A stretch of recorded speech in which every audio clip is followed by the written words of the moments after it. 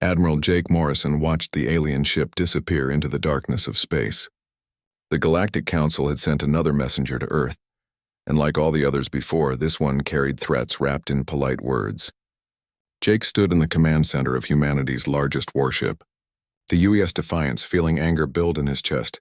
"Sir, they want an answer in 30 days, Captain Lisa Santos said as she walked up beside him.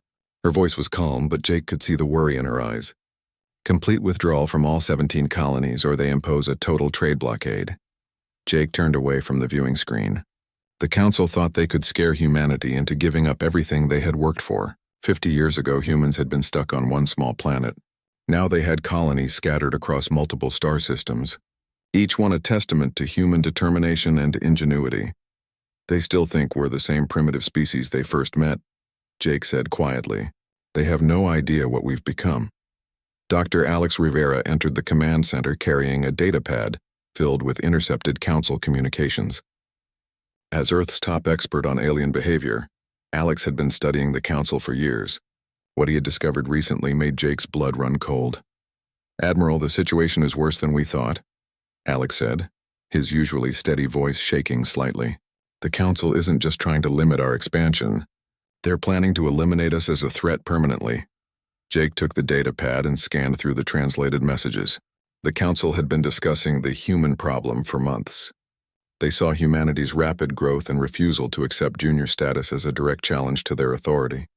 Some Council members were pushing for military action that would cripple human civilization forever. "How long do we have?" Jake asked. "Based on their fleet movements, maybe 6 months before they're in position for a full assault," Alex replied. "They're gathering ships from multiple species, the largest armada ever assembled." News of the ultimatum spread quickly across human space. On the colony world of New Arizona, Governor Marcus Webb called an emergency meeting with his advisors. The planet had been humanity's first successful colony, and Webb wasn't about to abandon it without a fight. "The Council can go to hell," Webb declared to his gathered staff. "My people didn't come here to build something just to hand it over to a bunch of aliens who think they own the galaxy." Similar scenes played out on every human world. On Frontier's edge, Governor Helen Clark ordered the acceleration of defensive preparations that had been quietly underway for months. Humanity had learned from studying other species that the Council had crushed. The pattern was always the same: ultimatum, blockade, then systematic destruction of any resistance. But humanity was different from every other species the Council had faced. Humans had a gift for taking alien technology and improving it in ways its original creators had never imagined. Every Council ship that had visited human space had been secretly scanned and analyzed. Human scientists had reverse-engineered weapons, shields, and propulsion systems, then made them better. Back on Earth, President Kate Williams convened an emergency session of the Terran Federation Assembly. Representatives from every human world appeared as holograms in the Great Assembly Hall, their faces grim but determined. "The Council believes they can intimidate us into submission," Williams announced to the gathered leaders. "They think that because they're older and more numerous, we'll simply roll over and accept their dominance." General Ryan O'Connor stood to address the assembly. As head of Federation Defense Forces, he had been preparing for this moment since humanity's first contact with the Council. "Our fleet may be smaller, but our ships are faster and more advanced than anything the Council has. More importantly, our crews fight with a passion these aliens have never encountered." Commander Nicole Foster, stationed at the Rim colonies, provided updates on Council military movements. "They're positioning fleets at every major hyperspace route leading to human space. This isn't just about trade anymore. They're preparing for war, and they want to make sure we have nowhere to run." Dr. Sam Mitchell, head of Human Military Research, had been working around the clock to analyze captured Council technology. His team had made discoveries that would shock the galaxy if they became public knowledge. The Council's technological advantage was largely an illusion maintained through secrecy and propaganda. "Their weapons are actually centuries old," Mitchell explained to the assembly. "They've been using the same basic designs for so long that they've stopped innovating. Meanwhile, we've been improving and adapting constantly." Captain Steve Collins had been conducting secret reconnaissance missions deep in Council space using humanity's newest stealth ships. His reports revealed cracks in the Council's seemingly solid foundation. Several younger species were growing tired of taking orders from ancient civilizations that treated them like servants. The Council rules through fear and tradition, Collins reported. But there are species out there who would join us if they thought we had a real chance of winning. As the 30-day deadline approached, Jake found himself facing the most important decision in human history. Every military advisor recommended different strategies. Some wanted to negotiate, hoping to buy time. Others pushed for a preemptive strike while the Council was still positioning their forces. But Jake knew that humanity's strength had never come from following conventional wisdom. Humans succeeded because they were willing to take risks that other species considered insane. They adapted, they improvised, and they never gave up, even when facing impossible odds. Standing before the holographic display showing the positions of Council fleets, Jake made his choice. He turned to Lisa and spoke words that would echo throughout human space. "Send a message to every Council member," he ordered. "Tell them that humanity rejects their ultimatum. Tell them that our colonies will remain under human control, and tell them that if they want to take what's ours, they'll have to fight us for every single world." Lisa hesitated for just a moment. "Sir, that's essentially a declaration of war against the most powerful force in the galaxy." Jake smiled grimly. "Then I guess they're about to learn why you should never back a human into a corner. We didn't crawl out of the caves and reach for the stars just to bow down to a bunch of aliens who think age equals wisdom." The message went out across subspace channels, reaching every Council world within hours. For the first time in their long history, the Galactic Council had encountered a species that refused to submit. They had pushed humanity too far, and now they would discover what happened when humans decided to push back. In the depths of space, ancient alien leaders read the human response with shock and growing anger. They had ruled the galaxy for millennia, and no young species had ever dared to defy them so openly. But as they began planning their response, they failed to understand a fundamental truth about humanity. When survival was on the line, humans didn't just fight. They fought to win. The Council's response came faster than anyone expected. Within a week of receiving humanity's defiant message, alien fleets began moving toward human space like a massive storm gathering strength. Admiral Jake Morrison stood in the war room aboard the UES Defiance, studying the tactical displays that showed the approaching threat. 500 ships confirmed, Captain Lisa Santos reported, her voice steady despite the grim numbers. 8 different alien species, all coordinating their attack on New Horizon colony. New Horizon was humanity's newest world, located at the edge of human space. The Council had chosen it as their first target because they believed it would be lightly defended. They expected to find a small colonial militia that would surrender after a brief show of force. Colonel Danny Martinez commanded the defense forces at New Horizon. He had been a Marine for 20 years, fighting in the border conflicts that preceded first contact with the aliens. Danny knew that the Council saw humans as just another primitive species to be crushed, but they had never faced human military tactics. "Let them come," Danny told his staff as they watched the alien fleet approach. "They're about to get a lesson in why humans don't make good victims." The 7th Colonial Defense Fleet under Danny's command consisted of only 40 ships, but each one had been designed using the best of human and captured alien technology. Human engineers had taken Council weapons and made them more powerful, taken their shields and made them more efficient, taken their engines and made them faster. Meanwhile, Dr. Alex Rivera had been working with communication specialists to intercept Council fleet transmissions. What they discovered was both encouraging and terrifying. The alien commanders were so confident of victory that they were barely trying to hide their battle plans. "They're treating this like a training exercise," Alex reported to Jake. "Their formation tactics haven't changed in centuries. They line up their biggest ships in front and expect their enemies to do the same." But humans had learned warfare from a different school. Earth's bloody history had taught them that survival often depended on fighting smarter rather than stronger. Every human military academy studied the great battles where smaller forces had defeated larger ones through superior tactics and sheer determination. Lieutenant Commander Amy Thompson was one of the pilots preparing to face the Council fleet. She had grown up on New Horizon, watching her parents build a new life from nothing. The idea of alien overlords taking away everything her family had worked for filled her with cold fury. "They think they know how this fight will go," Amy told her squadron before launch. "They think we'll panic and run when we see how outnumbered we are.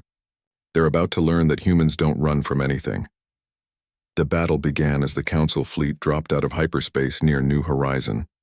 The alien commanders expected to see human ships arranged in traditional defensive formations around the planet. Instead, they found empty space and confused sensor readings. Danny had deployed his forces using tactics the Council had never encountered. Human ships hid in asteroid fields and nebula clouds, using the natural environment as cover. When the alien fleet advanced toward the planet, they found themselves walking into a trap that had been months in the making. The first attacks came from everywhere at once. Human ships materialized out of cosmic dust clouds, struck hard at alien vessels, then vanished back into hiding before return fire could find them. The Council's rigid battle formations, perfected over centuries of conventional warfare, became a liability against an enemy that refused to fight conventionally.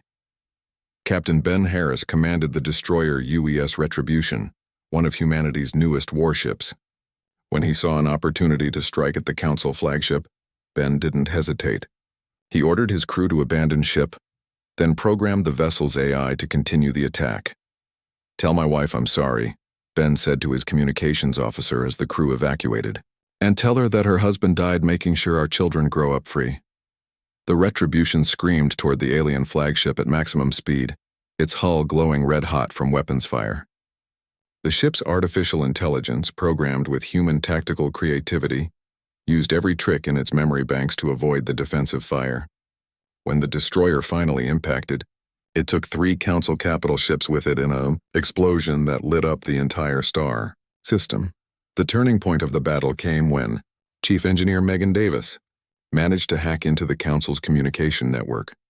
Working with a team of human programmers, she began feeding false orders to alien ships, creating chaos in their carefully coordinated fleet. "Order the 3rd Squadron to break formation and pursue those human fighters," Megan transmitted, mimicking the voice patterns of a Council admiral.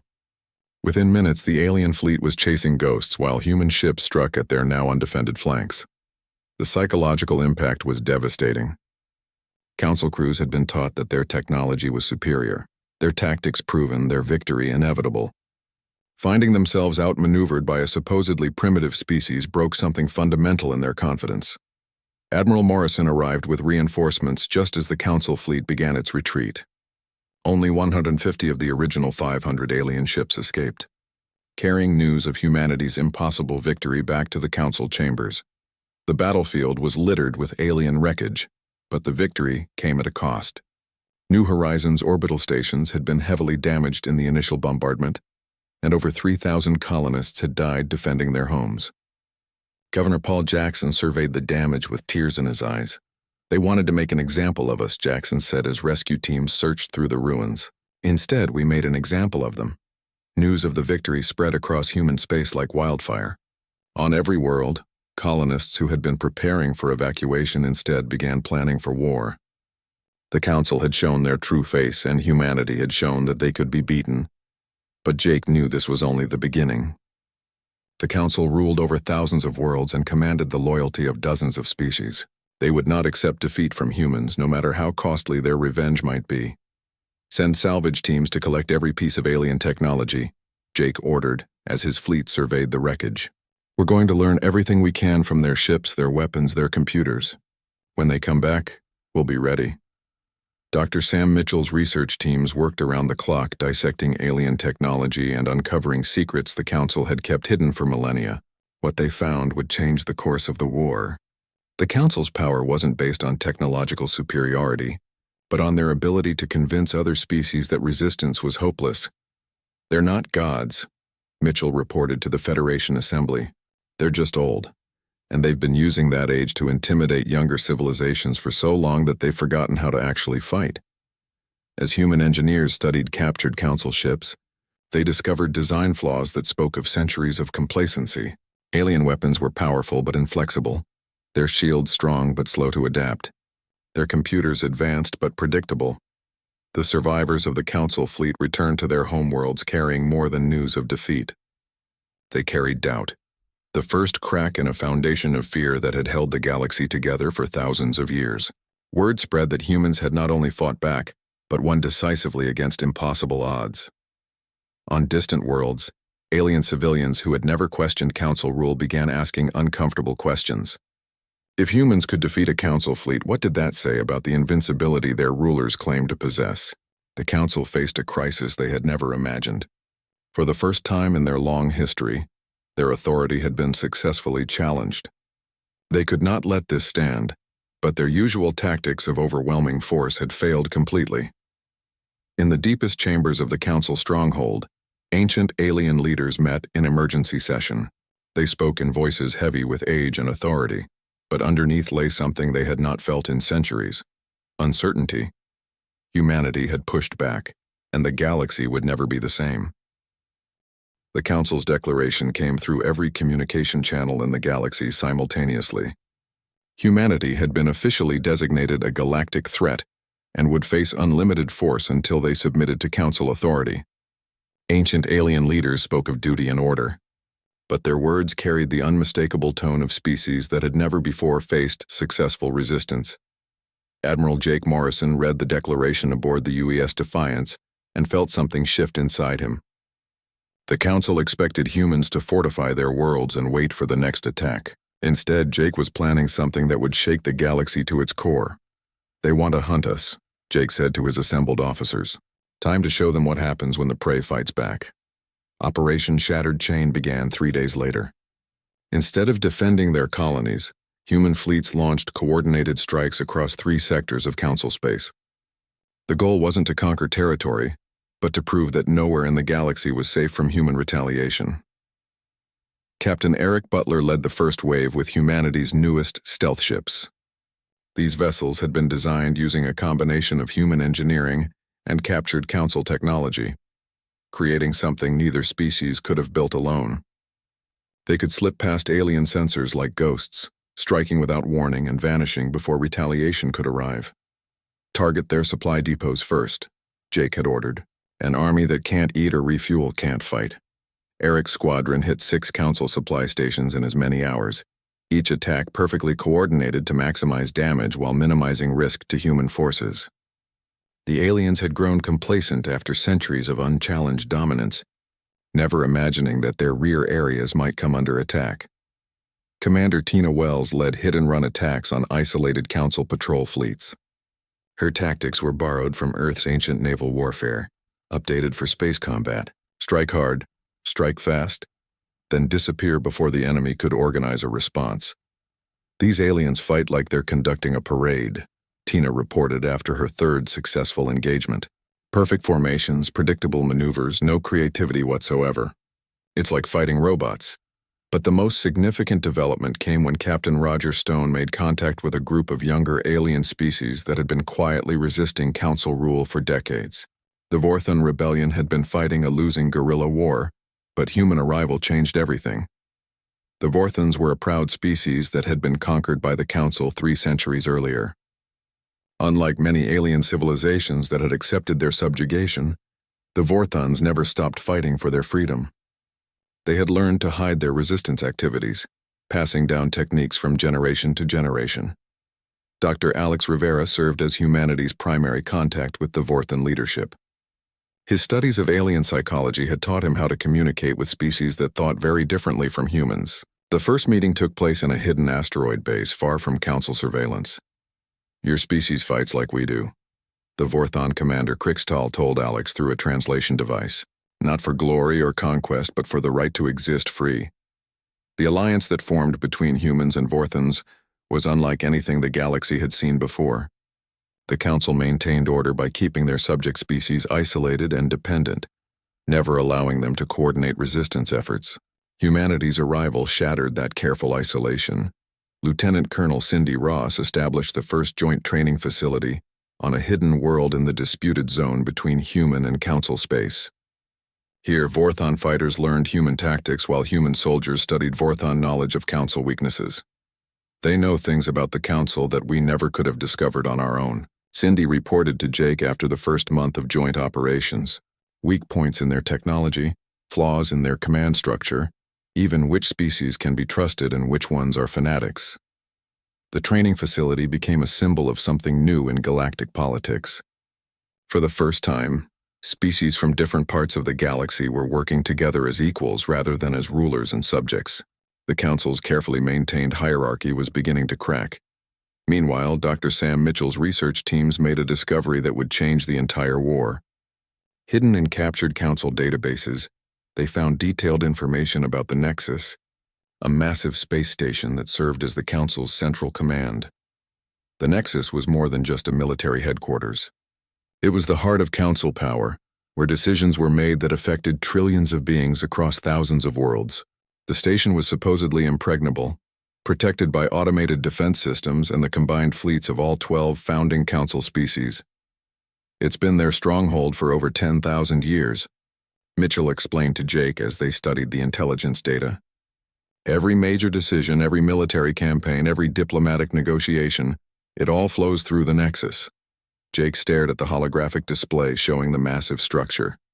The Nexus was larger than most space stations, almost a city in space. Its defenses were legendary, and no enemy had ever come close to threatening it.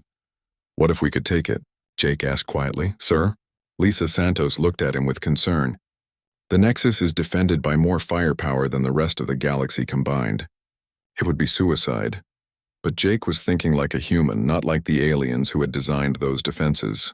The Council had built their fortress to withstand conventional attacks from conventional enemies. They had never considered that someone might try something unconventional. Planning for the assault began immediately. Every human commander contributed ideas, from the newest lieutenant to the most experienced admiral. The strategy that emerged was so audacious that even hardened military officers questioned whether it could possibly work. The plan required perfect timing and absolute coordination between multiple fleets scattered across the galaxy. It would need the cooperation of their new Vorthan allies and the dedication of every human pilot, soldier, and engineer. Most importantly, it would require the kind of courage that had carried humans from their small planet to the stars. Captain Steve Collins returned from another reconnaissance mission with updated intelligence on Council fleet movements. They're pulling ships from frontier garrisons to protect core worlds, he reported. Our attacks have made them paranoid. They don't know where we'll strike next. That paranoia was exactly what Jake needed. The Council was reacting to human attacks instead of executing their own plans, trying to defend everything instead of concentrating their forces effectively. Fear was making them weak. News of the human Vorthan alliance spread through underground networks across Council space. Other oppressed species began reaching out, offering intelligence, safe passage, even military support. The Council's empire of fear was beginning to collapse from within. On Earth, President Kate Williams addressed the Federation Assembly with updates on the military situation. We've proven that the Council can be defeated, she announced. Now we need to prove that they can be replaced with something better. The idea of actually defeating the Council would have seemed impossible just months earlier. But humanity had already achieved the impossible by surviving their first major engagement, and then taking the fight to enemy territory. Each victory made the next one seem more achievable. As human fleets prepared for their most ambitious operation yet, Jake stood on the bridge of the Defiance and thought about how far humanity had come. 50 years ago, they had been alone in the universe. Now they were leading a rebellion that could reshape the galaxy. The Council had pushed too far when they demanded humanity's submission. Now they would discover that some species could not be conquered, could not be intimidated, and would never stop fighting for their freedom. The assault on the Nexus would either end the war or end humanity. But as Jake looked at the determined faces of his crew, he knew that humans would rather die fighting than live kneeling. The hunters had become the hunted, and the galaxy would never be the same. The attack on the Nexus began with a deception that spanned 6 star systems. Admiral Jake Morrison had learned that the Council's greatest strength was also their weakness. They were so used to overwhelming their enemies with superior numbers that they had never developed tactics for fighting a truly clever opponent. Human fleets launched simultaneous assaults on Council strongholds across 3 sectors, each attack carefully designed to look like humanity's primary offensive. The aliens took the bait completely, rushing their defensive fleets toward what they believed were human invasion forces. Captain Lisa Santos commanded one of these diversionary attacks, leading 50 ships against a Council naval base in the Cathara system. Her orders were simple: make it look real, cause maximum damage, then retreat before the Council could bring overwhelming force to bear. Remember, we're not trying to win this battle. Lisa told her fleet commanders. "We're trying to make sure the Council thinks this is where the real fight is happening." The deception worked perfectly. Council admirals redirected massive fleets to counter the human attacks, leaving the Nexus with only its standard garrison. Jake watched the tactical displays showing Council fleet movements and felt a grim satisfaction. The aliens were dancing to humanity's tune without even realizing it. Meanwhile, the real assault fleet gathered in a hidden nebula just 2 jumps from the Nexus. 150 human ships, supported by 50 Vorthon vessels, prepared for the most audacious military operation in galactic history. Commander Nicole Foster led the engineering teams that would need to disable the Nexus's legendary defenses. She had spent weeks studying captured Council technology, looking for vulnerabilities that the station's ancient designers might have overlooked. The Nexus was built to repel massive fleet attacks, Nicole explained to the assembled officers. But its systems were designed thousands of years ago. They never considered that someone might try to hack their way through the defenses. Dr. Megan Davis had been working with a team of human hackers and Vorthon computer specialists, developing viruses specifically designed to target Council systems. If they could get close enough to upload their programs, they might be able to turn the station's own defenses against itself. The assault began with Captain Steve Collins leading a squadron of stealth ships toward the Nexus. Their job was to slip past the outer sensor networks and plant hacking devices on key communication nodes. It was dangerous work that required perfect timing and nerves of steel. "Outer perimeter reached," Steve reported as his ships ghosted past automated defense platforms, beginning insertion of infiltration packages. The Nexus was even more massive than the intelligence reports had suggested. It was like a small moon, covered with defensive weapons and shield generators. Thousands of beings lived and worked inside its armored hull, never imagining that enemy forces could penetrate so close to their sanctuary. Colonel Danny Martinez commanded the Marine units that would board the station once its defenses were compromised. His soldiers had trained extensively with their Vorthon allies, learning to fight in the cramped corridors and zero-gravity sections that characterized Council architecture. "This isn't going to be like fighting their ships," Danny briefed his troops. "The Nexus has been their stronghold for 10,000 years. They'll fight like cornered animals to defend it."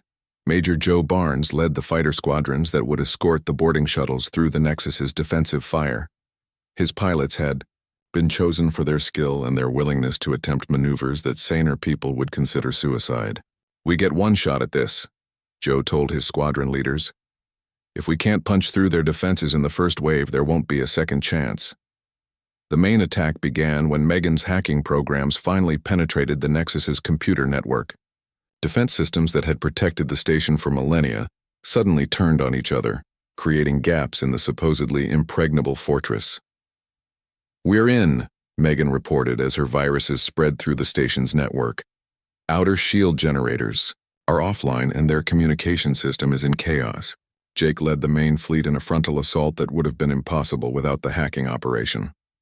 Human and Vorthon ships poured through the gaps in the Nexus's defenses, taking damage but pressing forward with desperate determination. The sight of enemy vessels actually approaching the Nexus sent shockwaves through Council space. For 10,000 years, the massive station had been inviolate, a symbol of eternal Council power. Now, alien fighters were screaming through its defensive perimeter while boarding shuttles prepared to land on its hull. The boarding operation was led by Lieutenant Commander Amy Thompson, who had survived the battle at New Horizon and volunteered for this mission. Her shuttle took heavy fire as it approached the station's docking bays, but human engineering kept it flying long enough to deliver its cargo of Marines. "Breach successful," Amy reported as her team fought their way into the station's interior. "Meeting heavy resistance, but we're advancing toward the central command complex." Inside the Nexus, the 12 Council elders who had ruled the galaxy for millennia watched their defenses crumble with growing horror. These were beings whose civilizations had existed since before humans had discovered fire, and they had never imagined that their authority could be successfully challenged. The eldest of the Council, a creature whose species had ruled for longer than human civilization had existed, activated the station's emergency communication system. His message went out across the galaxy, carried on channels that had never before transmitted anything but commands. "Unknown attackers have breached the Nexus perimeter. the ancient voice announced, its tone carrying shock and disbelief. "This is impossible. The defenses are absolute. The station cannot fall." But human Marines were already fighting their way through corridors that had never known the sound of battle. Danny Martinez led his troops deeper into the station, guided by Vorthon allies who knew the layout from decades of espionage. The Council's guard forces were well-equipped but completely unprepared for human tactics. They expected formal battles with clear lines and predictable outcomes. Instead, they faced soldiers who used every dirty trick in the book, who turned the station's own systems against its defenders, who fought with a creativity that ancient minds could not comprehend. Commander Foster's engineering teams reached the main computer core just as Council technicians tried to initiate a self-destruct sequence. The battle for control of the Nexus's systems became a race between human hackers and alien programmers, each side trying to lock the other out of critical systems. "They're trying to blow the whole station," Nicole reported as her teams worked frantically to disable the self-destruct mechanisms. "If they can't keep it, they want to make sure nobody else gets it." But Megan's viruses had spread too far through the system. Every time Council technicians tried to activate the self-destruct, human programs blocked their commands. The ancient station that had been the symbol of Council power was slowly falling under human control. The breakthrough came when Amy's Marine unit reached the central command chamber where the 12 Council elders waited. These beings had ruled the galaxy for so long that many species worshipped them as gods. Now they faced human soldiers whose species had been unknown to them just decades earlier. "Surrender the station," Amy demanded, her rifle trained on the ancient aliens. "Your defenses are down, your fleets are scattered, and your computer systems belong to us." The eldest council member looked at the human soldier with eyes that had seen the rise and fall of civilizations. When he spoke, his voice carried the weight of millennia. "What do you want?" he asked, the question heavy with the knowledge that his age of dominance was ending. Jake's response came through Amy's communication system, broadcast not just to the council, but to every ship in the battle and every world within transmission range. "We want what every species deserves," Jake said. "The right to exist, to grow, and to determine our own destiny. The age of council rule is over." The Nexus surrendered, its automated defenses powering down as human and Vorthon forces secured key locations throughout the massive station. The sight of alien soldiers walking through halls that had been forbidden to younger species for eons sent shockwaves across the galaxy. News of the Nexus's fall spread faster than any military courier could travel. On worlds that had lived under council rule for centuries, populations that had never dared to dream of freedom suddenly saw the impossible becoming reality. The galaxy's oldest empire had fallen not to superior numbers or advanced technology, but to the simple human refusal to accept subjugation. The council had pushed too far, and now they would face the consequences of awakening a species that never learned how to surrender. The galaxy held its breath as news of the Nexus's capture spread across 1,000 worlds. For the first time in 10,000 years, the Council's ancient seat of power had fallen to an enemy force. Admiral Jake Morrison stood in the captured command center, surrounded by technology that was older than human civilization, and tried to comprehend the magnitude of what had just happened. President Kate Williams arrived 3 days later aboard the diplomatic vessel UES Constitution, accompanied by representatives from every human world. The journey to the Nexus took her through space that had been forbidden to younger species for millennia, past defense stations that now flew human flags alongside the banners of their Vorthon allies.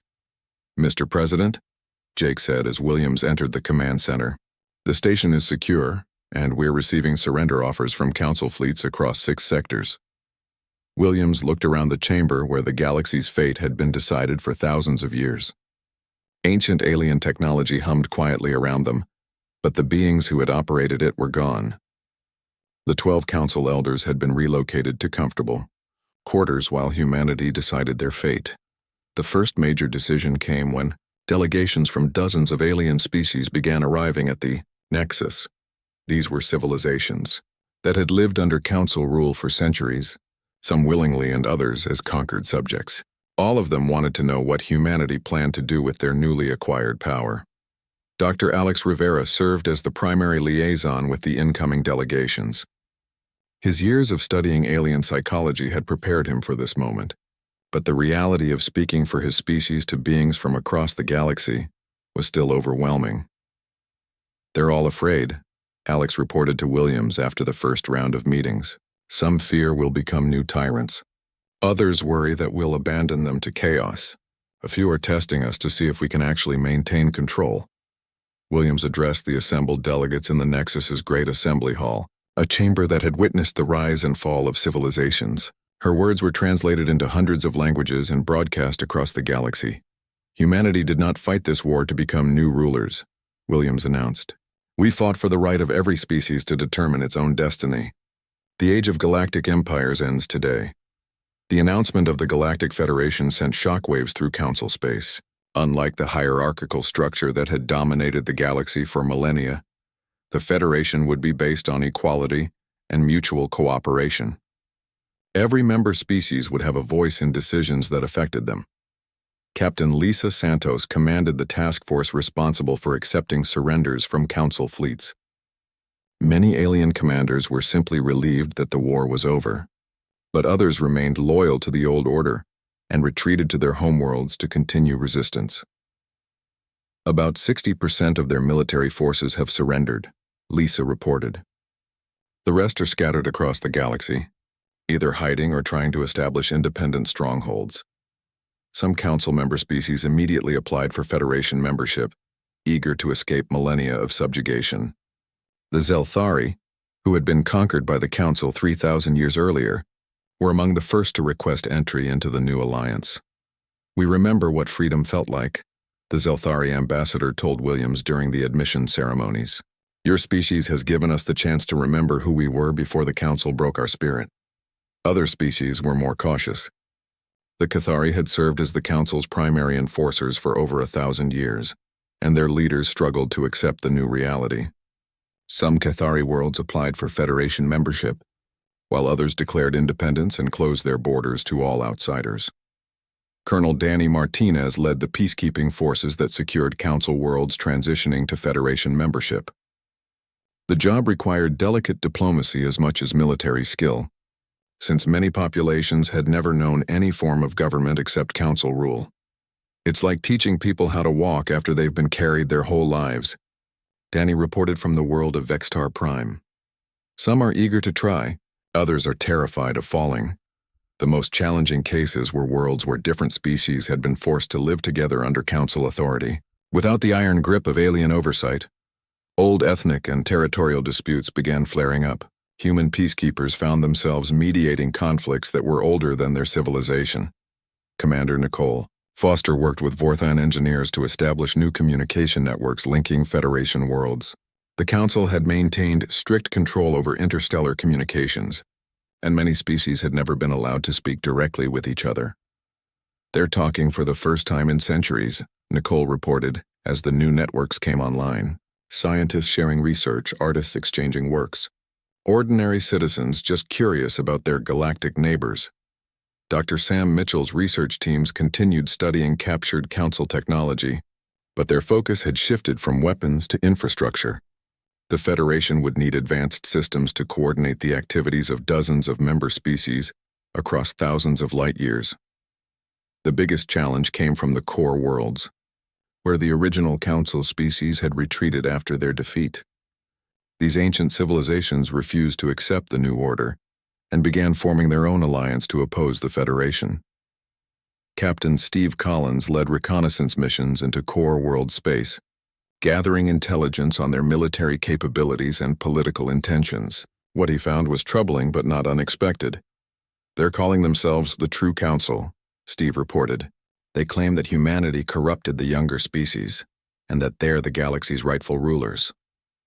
The True Council controlled about 15% of the galaxy's inhabited systems, mostly the oldest and most technologically advanced worlds.